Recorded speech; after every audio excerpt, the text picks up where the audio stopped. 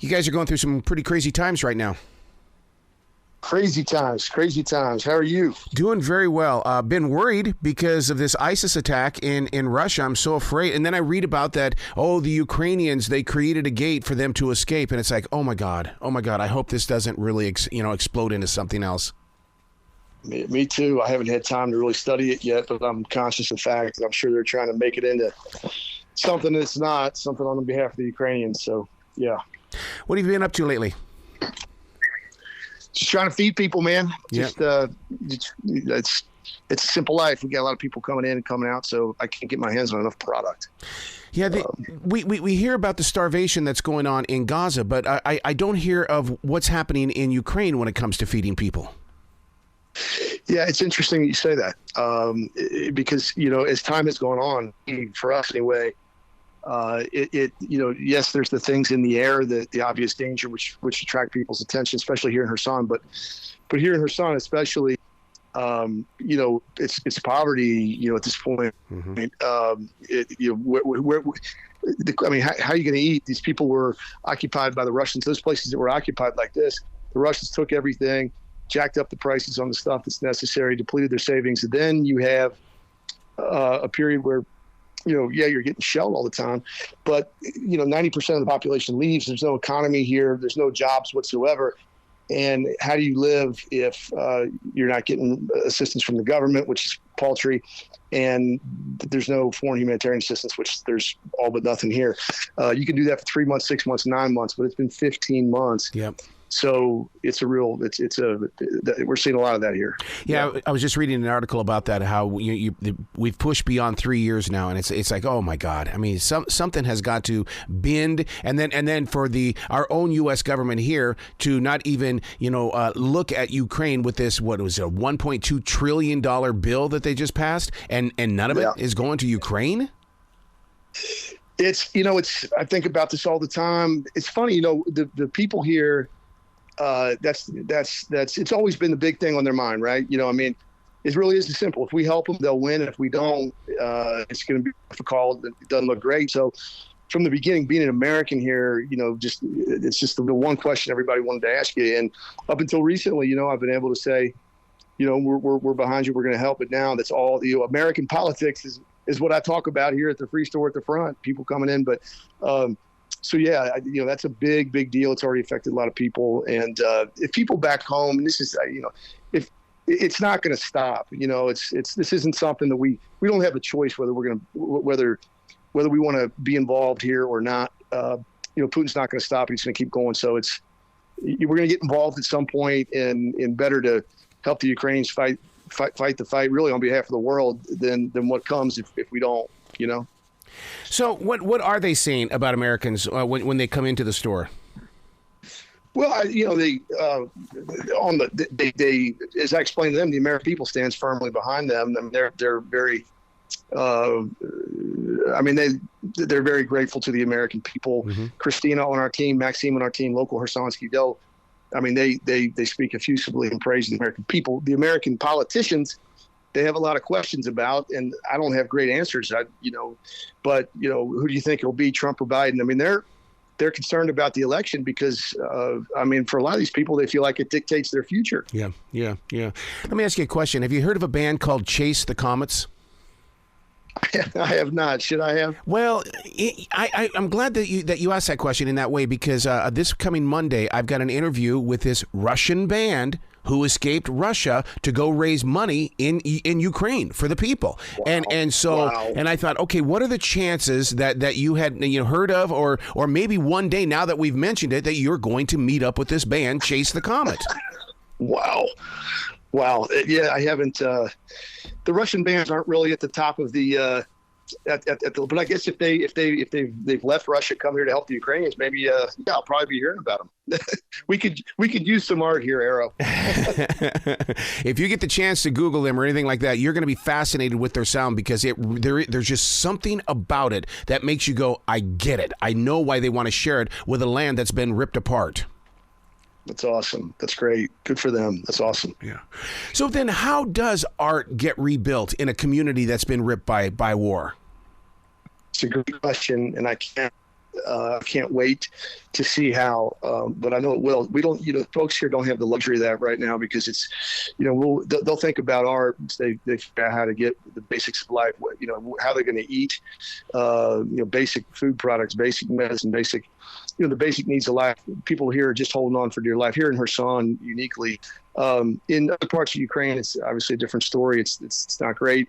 Missile strikes in different cities, but here, these people are literally on fire every day. I mean, today alone, I don't know, there's 50 or 60 shells coming into the, certainly where we are in this part of Kherson, up, downtown. So we don't talk about art a lot. We talk about where we're going to find, the next meal, where these people can get humanitarian aid next. But as you know, art's part of life, and these people are committed to living. And so, I don't know where how they're going to rebuild the art. The Russians have stolen a lot of it, but these people are committed to coming back, and I don't know when it's going to happen, Arrow, but it's going to be beautiful, man. It's going to be beautiful. When I was a child, we would have atomic bomb drills. Now Putin again, in the past couple of weeks, keeps bringing up that darn nuclear bomb, and it's like that scares the crap out of me. Yeah. People are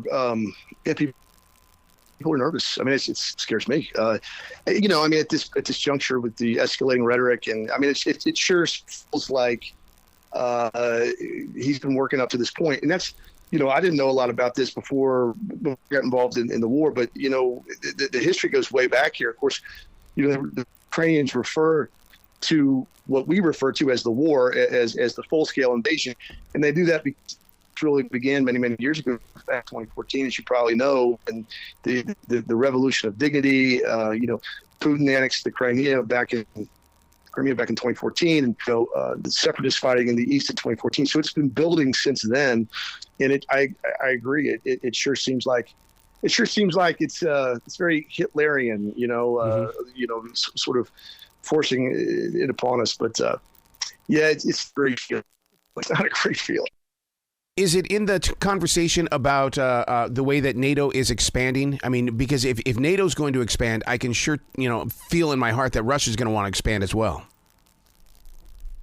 Yeah, I think that's it's certainly at least implicit in the conversation.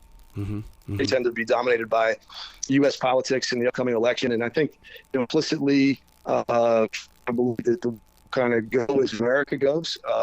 They're concerned. I mean, if Trump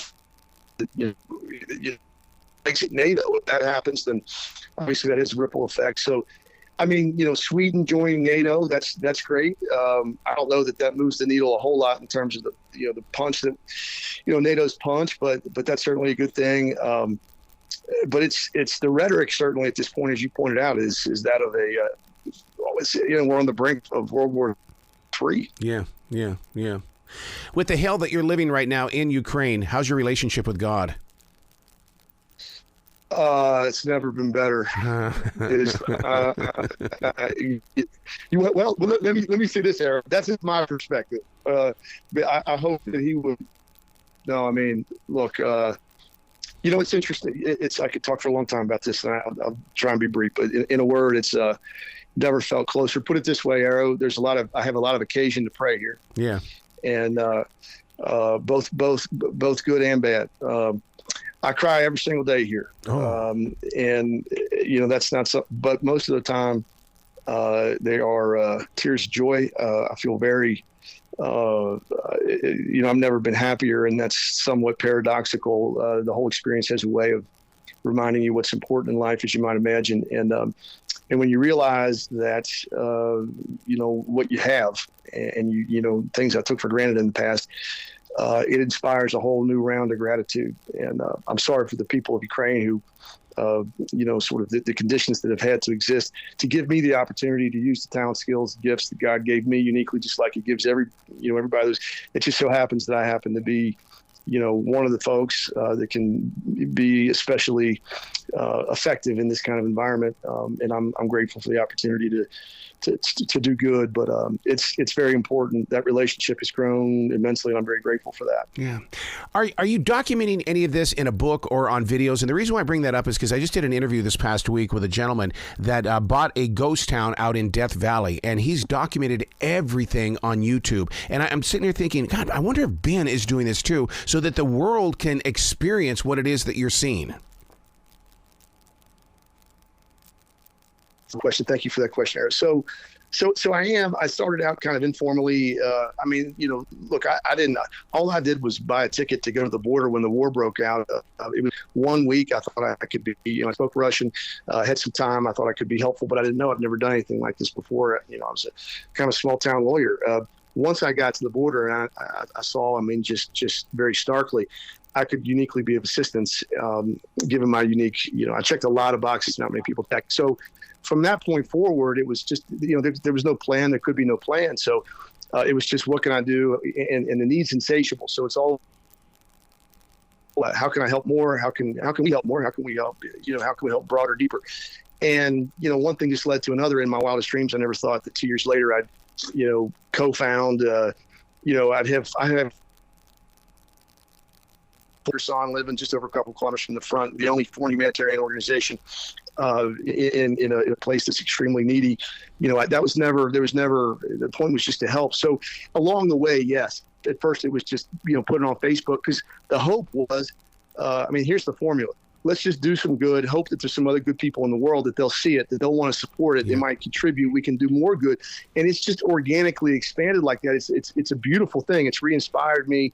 Really given me, ironically, hope in humanity, that there are those people that exist. So there have been, at some point when I realized this was my purpose and passion, I got a little more serious about it. So it's a little bit on Facebook, it's a little bit, but I did kind of roughly, I'm in the process of having that discussion with somebody that knows more than me about this stuff. I've done the rough outline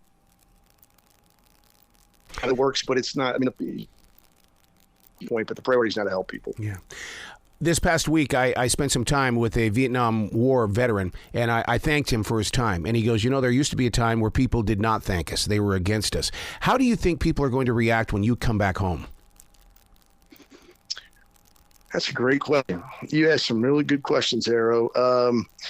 And I hadn't thought about that. I don't know that I much care, and I don't mean to be defiant in that. I know that what we're doing here is good. I don't know how, we're humanitarians and we're here helping humans, and I don't know in what context that could ever. We're not here fighting in the conflict. I think that it's a righteous cause, the Ukrainian conflict. I support the cause. We're here helping people that don't have the things we have. So I don't know what kind of negative reaction there could be to that kind of thing. Yeah. But at the end of the day, I don't know that. I know I'm doing what I'm supposed to be doing. It's hard work, but it's the most important work I've ever done or will do. So I don't know. That's a great question. Yeah. A really good question. When it comes to supplies and food, how can people here help you there? Thank you so much for that question. So, I guess it's the answer everybody gives, but money sure is helpful. It is worldaidrunners.ua, and we can donate there. We're also on Instagram, my personal Facebook, Ben Dusing, and there's other links, my personal Instagram. But what we really need is food, basic foodstuffs, basic medicine, basic clothing for these folks, and basic hygiene products. So any and all proceeds, 100% of it goes to purchase that stuff. We have relationships we can buy things in Ukraine. Frankly, it's cheaper to do that. We don't have to export or anything. The areas that we can drive an hour north of Mykolaiv, and we've got relationships there and get bulk pricing. So that's really the best way to help. Beyond that, prayers and support, encouragement. Don't underestimate the value of that. But that kind of support for these people here would be greatly appreciated. The website one more time. It is worldaidrunners.ua. And maybe the easiest way is just Ben Dusing. It's Dusing on Facebook and Instagram. We have World Aid Runners sites as well, but they're kind of nascent. We didn't, we're just a bunch of volunteers that got accumulated too many people and things not to get organized. So we're kind of catching up on the organizational side. But worldaidrunners.ua, Ben Dusing on Facebook. Excellent. Yes, sir. Dude, you've got to come back to this show anytime in the future. You know the door is open, and I know that our paths are going in several different directions at the same time. But then when we have a moment like this, it's like, okay, God said, okay, this is it. This is the moment. I appreciate it so much. You're a good man. The questions you asked are poignant and your audience. I mean, we all care about this. We all care about humanity. That's what it's about here. We're just trying to help human beings. If you're a human being, you have a stake in what we're doing. And certainly if you believe in something bigger than yourself, everything about every kind of faith and the most basic precepts we believe in, we have, they don't. We have a moral obligation to help them.